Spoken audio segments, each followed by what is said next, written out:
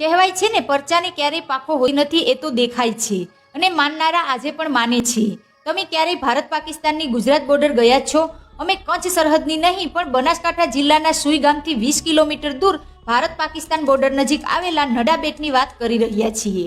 કહેવાય છે કે અહીં બિરાજમાન આસ્થાના કેન્દ્ર સમાશ્રી નડેશ્વરી માતાજીનો મહિમા જૂનાગઢના રા નવગણ સાથે જોડાયેલો છે. 1965 અને 1971ના ભારત પાકિસ્તાન યુદ્ધ સમયથી ભારતીય સૈન્યના જવાનો આ માતાજી પર આંખો બંધ કરીને ભરોસો કરે છે.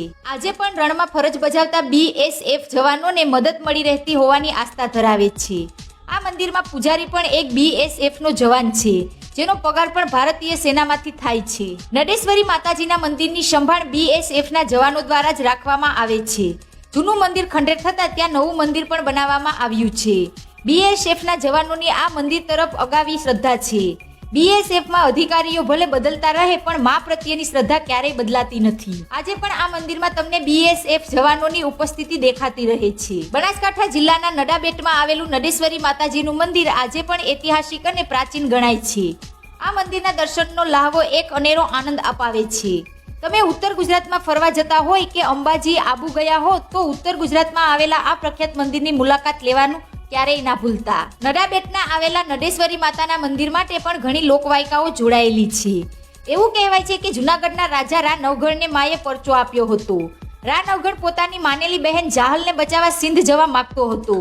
એવી વાત છે કે બહેન જાહલ પોતાના પતિ સાથે પાકિસ્તાન ગઈ હતી અને ત્યાં સિંધનો રાજા હમીર મોહી ગયો હતો અને તેના પરિવારને કેદ કરી લીધો હતો. જાહલે એક દૂત મારફતે પોતાના ભાઈને ચિઠ્ઠી લખી હતી અને બસ ચિઠ્ઠી વાંચી જૂનાગઢનો રાજા રા નવગણ પોતાની બહેનને બચાવવા સેના તૈયાર કરી નીકળી પડ્યો હતો. રા નવગણને સિંધ જવા વચ્ચે દરિયો નડતરરૂપ બનતો હતો. એ સમયે જ્યાં નડાબેટનું રણ છે ત્યાં દરિયો હતો. ત્યારે રા નવગણે વરુડી માતાજીને પ્રાર્થના કરી કે હે માં, આ દરિયામાં પણ રસ્તો કરી આપો. ત્યારે એ વરુડી માતા મદદ કરવા પહોંચ્યા હતા. જેઓએ રાજાની આખી પ્રજાને ભોજન કરાવ્યું અને કહ્યું કે તું દરિયા વચ્ચે જા, રસ્તો બની જશે. અને એમ જ માતાજીએ રસ્તો ચીંધ્યો હતો. દરિયા વચ્ચે રાજા અને એમની સેના માટે રસ્તો બની ગયો હતો. રા નવગણ પોતાની બહેનને સિંધી રાજાથી બચાવીને દેશ લઈ આવ્યો. મિત્રો, કહેવાય છે કે જે જગ્યાએ સેનાને ભોજન કરાવ્યું હતું ત્યાં જ નડેશ્વરી માતાનું મંદિર બનાવવામાં આવ્યું. રા નવગણે જ મંદિરની સ્થાપના કરી હતી. આ મંદિરમાં આજે પણ માં નડેશ્વરી હાજરા હજુર હોવાની માન્યતા છે અને BSFના જવાનો આ માતા પ્રત્યે અનેરી શ્રદ્ધા ધરાવે છે.